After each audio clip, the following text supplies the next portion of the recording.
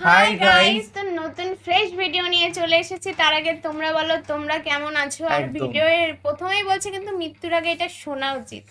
আর অবশ্যই শোনা উচিত। কোন হুজুরের ভিডিও মানে বুঝতেই পারছো, আর নতুন করে কিছু বলার নেই। আমাদের কাছেও খুব ফেভারিটটা হুজুরের মধ্যে লিস্টের মধ্যেই মানে টপে আছে। তো অবশ্যই একটা কথাই বলবো, যত মিজানুর রহমান আজহারী স্যারকে যতই জানছি ততই অবাক হচ্ছে। বা মানে তার যে কথা মিষ্টত্ব এত ফানি ভাবে প্রেজেন্ট করে, মানে খুব সুন্দর, মনে হয় না যে টাইমটা কখন কেটে যায়। কি টাইম কেটে যায় ঠিক আছে, কিন্তু এত এনজয়মেন্টের সঙ্গে ভিডিওগুলো শুনি, মানে দেখি বেশ ভালো লাগে। একদম সত্যি কথাই, মানে উনি ওনাকে নতুন ভাবে যেন সুন্দর করে প্রেজেন্ট মানে আবিষ্কার করছি কোনো ভাবে, এরকম একটা বিষয়। তো গাইস ভিডিও দেখবা, মেইন ভিডিও তোমার ডিসক্রিপশন বক্সে পেয়ে যাবে, ওখান থেকে তোমার চেক আউট করতে পারো। আর গাইস একটা রিকোয়েস্ট, প্লিজ সাবস্ক্রাইব করে পাশে থাকা বেল আইকনটি অল করে দিও নিত্য নতুন ভিডিও আপডেট পাওয়ার জন্য সবার প্রথমে। তো চলো গাইস আজকে ভিডিওটি শুরু করা যাক। আগে চেক করো তারপরে বিশ্বাস করবা, ঠিক কি না? তাহলে এখন থেকে একটা কিছু শুনলে বিশ্বাস করবেন। একজন এসে বলল, ভাইজান আপনার মেয়েরে দেখলাম আরেক ছেলের সাথে বাজারে ঘোরাফেরা করে, ওই রমনার বটমূলে দেখলাম আপনার মেয়ে আরেক ছেলেরে নিয়ে ফষ্টি নষ্টি করে, লোকের কথা বিশ্বাস করে বাসায় যে মেয়ের চুলের মধ্যে ধরে মাইর, আইজো মার কাইলো মাইর, এরকম হইতে পারে না? হয়তো ওই লোক আপনার মেয়ের মতো দেখতে আরেক মেয়েকে দেখছিল। এরকম হয় কিনা সমাজে? একজন এসে বললো, ভাই আপনি এখানে ভাবিরও তো দেখলাম ওই জায়গায় আরেক লোকের সাথে ঘোরাফেরা করতেছে, খবর রাখেন না বাসা? আপনি রেগে মেগে, ঘটনা কি? আমার খেয়ে আমার পরে আরেকজনের সাথে, যে এই বাড়িতে যে মায়ের কোনো কথা নেই। দেখবেন যে ছোট্ট মারামারি থেকে এই ঘটনা অনেক সময় বিচ্ছেদ বা ডিভোর্স পর্যন্ত গড়ায়, ঠিক কিনা? ওই যে শোনা কথায় কান দিছেন, ফাতাবাইয়ুন, আপনি চেক করেন নাই। হয়তো আপনার স্ত্রীর মতো দেখতে বা আপনার স্ত্রী যে জামা পরে, যে পোশাক পরে, এরকম পোশাক পরে আরেক নারীকে দেখছে, আপনার বউ না এটা। আপনার মেয়ের ব্যাপারে যে তথ্য দিয়েছে এটা সঠিক নয়, সে আপনার মেয়ের মতো আরেকটা মেয়েকে দেখেছে, এসে আপনার কাছে বলে দিচ্ছে, আপনি বিশ্বাস করছেন। ভেজাল আছে না নাই? এই ভেজালগুলোকে থামানোর জন্য কোরআনে এই বিধানগুলো নাজিল করেছে কে? তাহলে ফরিদপুরের ভাইয়েরা, সমাজটাকে সুন্দর রাখার তথ্য একটা শুনলেই বিশ্বাস করবেন না। সিলে কান নিয়ে গেছে শুনলেই সিলের পিছনে দৌড়, নাকি? কি করবেন? আগে কানে হাত দিয়ে একটু দেখবো কান দুইটা আছে না নাই, তারপরে চিলের পিছনে দৌড়ানো। তাহলে এখন থেকে আমরা তথ্য একটা শুনলে বিশ্বাস করব। তাহলে কি করবেন? বলতে হবে কি করবেন? যাচাই বাছাই, জাস্টিফিকেশন অফ দ্য নিউজ। কোন নিউজ জাস্টিফিকেশন ছাড়া আমরা প্রচার করব না, বিশ্বাস করব, শেয়ার করব না।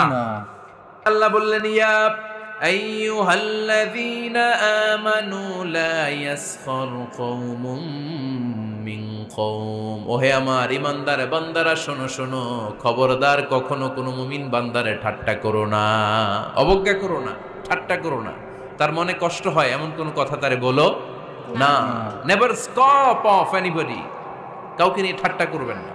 তার দেহ নিয়ে, তার আকৃতি নিয়ে, তার বংশ নিয়ে। এক লোকের বাবা ছিল চোর, কিন্তু তার ছেলে অনেক ভালো। আপনি কি তারা বলতে পারবেন তুই চোরের ঘরের চোর? বলতে পারবেন? চুরি করছে বাবা, ওর কি দোষ? কথা বলেন।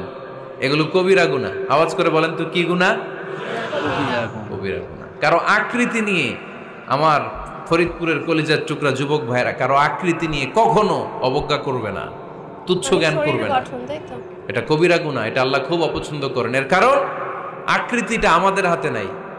আমাদের কারো নাক লম্বা, কারো খাটো, আমরা কেউ কালো, কেউ সাদা, আমরা কেউ স্মার্ট, কেউ অন্যরকম। তো এই যে আমাদের এক এক ধরনের আকৃতি, এটা কি আমি বানাইছি? আপনি বানাইছেন? দিছে কে? এই জন্য কারো দেহের গঠন নিয়ে যদি আপনি অবজ্ঞা করেন, এটা প্রক্ষান্তরে আপনি স্রষ্টাকে নিয়ে অবজ্ঞা করবেন। কারো দেহের আকৃতি নিয়ে যদি আপনি তুচ্ছ করেন, তাকে তুচ্ছ করেননি, আমার রবকে আপনি তুচ্ছ করেছেন। চিল্লায় বলেন ঠিক কিনা? খবরদার, তুই কালু, তুই লম্বু, তুই মোটু, তুই কানা, তুই রোহিঙ্গা, আছে না নাই? ইদানিং এটা খুব চলে। রোহিঙ্গা নামটা আছে না? ফরিদপুরে এগুলো ঢুকে নাই না? আমাদের ওইদিকে দেখি কি অবস্থা, কারোর সাথে কেউ লাগলে তুই রোহিঙ্গা। কি আশ্চর্য, এই গালি কবে আসলো?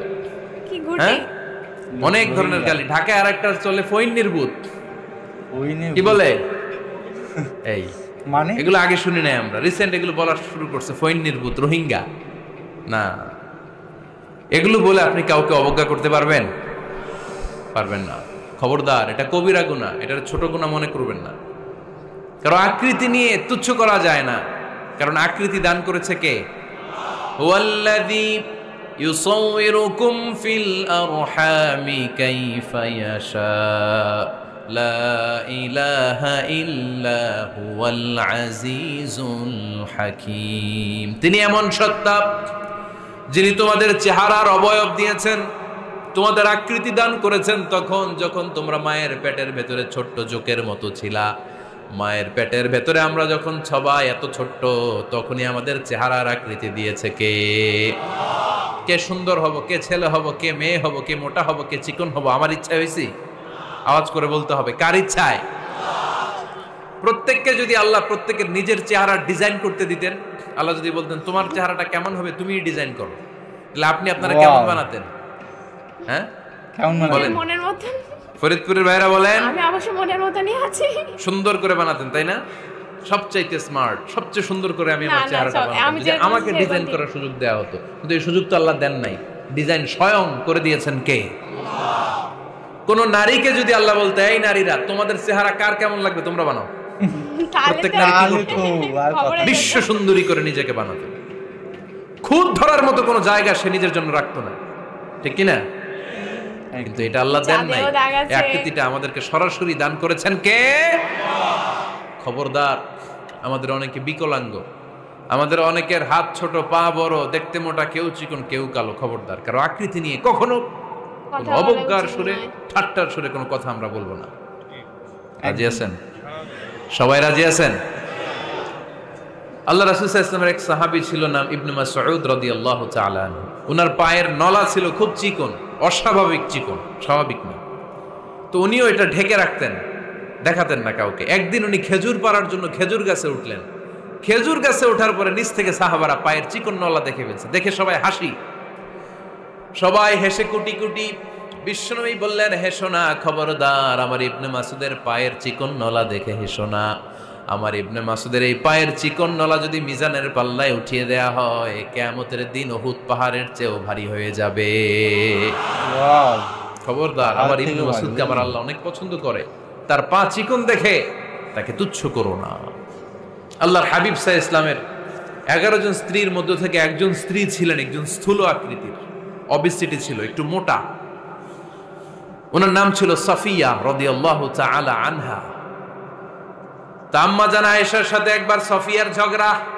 নবীদের বউদের মাঝে মাঝে মাঝে ঝগড়া হতো, তবে সেটা হতো মধুর ঝগড়া। সুবহানাল্লাহ পড়েন।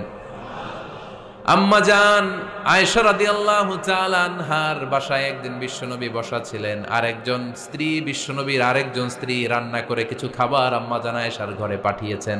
এক দাসী দিয়ে বলল, যাও এটা আয়েশার ঘরে দিয়ে আসো, কারণ নবী আয়েশার ঘরে। আম্মা জান আয়েশা রাদিয়াল্লাহু তাআলা আনহা বললেন, এগুলো কি? ওই দাসী বলে, তরকারি। কে দিছে? অমুক স্ত্রী। কেন দিয়েছে? আমি কি রান্না করতে পারি না? তোমরা রান্না তোমরা খাও। এই কথা বলে পাতিল সহ উড়ায় মারছে চেহারার মধ্যে। এর কারণ ওনারা মানুষ ছিলেন, মানবীয় ব্যাপারগুলো ওনাদের মধ্যেও কাজ করত। আবার এক স্ত্রী ঝোল দিয়ে রান্না করে কিছু খাবার নিয়ে এসেছে। আম্মা জান আয়েশা রেগে মেগে ওই ঝোল নিয়ে ওই স্ত্রীর গালের মধ্যে মেখে দিয়েছেন। বিশ্বনবীর আরেক বউয়ের গালের মধ্যে ওই ঝোল লাগাই দিচ্ছে। এবার ওই স্ত্রী বিশ্বনবীর কাছে যেয়ে বলে, ইয়া রাসূলুল্লাহ, দেখেন আয়েশারে আপনি বেশি আদর করেন তো, দেখেন কি করে আমাদের সাথে। এই যে আমাদের গালের মধ্যে ঝোল মাখাই একেবারে মেকআপ বানাই দিচ্ছে। বিষ্ণু ইসলাম বললেন, তাই আয়েশাকে ডাকো। আম্মা জান আয়েশা রাদিয়াল্লাহু তাআলা আনহা আসলেন। আল্লাহ রাসূল সাল্লাল্লাহু আলাইহি ওয়াসাল্লাম বললেন, তুমি কি আমার এই স্ত্রীর সাথে এমন আচরণ করেছো? আম্মা জান আয়েশা বললেন, করেছি। কেন? আম্মা জান আয়েশা বললেন, তখন মেজাজটা গরম ছিল, এখন বুঝতে পারতেছি আসলে এই কাজটা করা ঠিক হয় নাই। এবার বিশ্বনবী বিচার করবেন। বিশ্বনবী বললেন, আল কিসাস, যেমন করা হয়েছে বিচার হবে তেমন। তোমার গালে যেমনি ঝোল লাগাই দিছে, তুমি একটু ঝোল নিয়ে আয়েশার গালে লাগাই দাও। সুবহানাল্লাহ পড়বেন না? ওই স্ত্রীও কিছু ঝোল নিয়ে আম্মা জান আয়েশার গালে লাগাই দিল। এখন দুইজনে হাসতেছে, বিশ্বনবীও হাসলেন, আরশের উপর থেকে খুশি হয়ে গেলেন কে? তো স্ত্রীদের মধ্যে মাঝে মাঝে এটা ঘটতো। সাফিয়া রাদিয়াল্লাহু তাআলা আনহা ছিলেন একটু মোটা। আম্মা জান আয়েশা বললেন, ইয়া রাসূলুল্লাহ, দেখেন আপনার মুটি বউ, আপনার মুটকি বউ, এই মুটি বউ বলে একদিন একটা গালির মতো দিয়ে ফেলছে। আল্লাহ রাসূল সাল্লাল্লাহু আলাইহি ওয়াসাল্লাম রেগে গেলেন, বললেন আয়েশা এটা কেমন কথা তুমি বললা মুটি, আমার সাফিয়ারে তুমি মুটি বলে গালে দিলা রে আয়েশা। ইয়া আয়েশা লাকাদ কুলতি লা কালিমা লাউ মুজিজাত বিমাইল বাহরি লামাজাজাতহু, এমন একটা মন্তব্য তুমি সাফিয়ার ব্যাপারে করে ফেলেছো রে আয়েশা, এই কথাটা যদি সাগরের নীল পানির মধ্যে ছেড়ে দেয়া হয়, এই কথার পঙ্কিলতার কারণে, এই কথার কর্দমাক্ততার কারণে, এই কথার পঙ্কিলতার কারণে সাগরের সব পানিগুলো মুহূর্তের মধ্যে কালো হয়ে যাবে। এই কথাটা সাগরে ফেলে দিলে সাগরের নীল পানি পুরোটা কালো হয়ে যাবে আয়েশা, খবরদার কাউকে তুচ্ছ করে অবজ্ঞা করে কখনো কিছু বলা যাবে না। এই জিহ্বাটা এটা ভয়ঙ্কর একটা অঙ্গ, বেশিরভাগ পাপ এই জিহ্বা দিয়ে হয়। কি দিয়ে হয়? এজন্য সাহাবারা জিহ্বা ধরে মাঝে মাঝে জিহ্বার মধ্যে ব্যাত মারতেন আর বলতেন, জিহ্বা তোর জন্য আমি আটকে যাব কিয়ামতের দিন। আমলিক আলাইকা লিসানাক, নিজের জিহ্বার মালিক নিজে হন, আপনার জিহ্বার মালিক যেন শয়তান না হয়ে যায়। জিহ্বা আপনার, শয়তানের ভাষায় আপনি কথা বলেন কেন? খবরদার, প্রতিটা কমেন্ট, প্রতিটা কথা, প্রতিটা মন্তব্য, এগুলোর ব্যাপারে কিয়ামতের দিন পাই টু পাই করে আপনার কাছে আল্লাহর সুপ্রিম কোর্টের কাঠগড়ায় দাঁড় করিয়ে আপনারা জিজ্ঞেস করবে কে?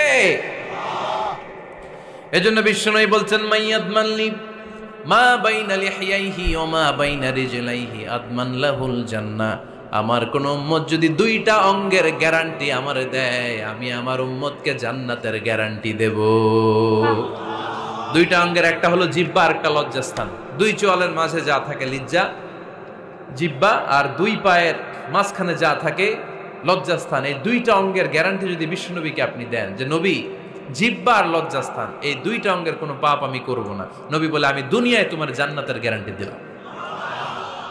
এজন্য জিহ্বাটারে সামলান, যা মনে চায় বললেন না।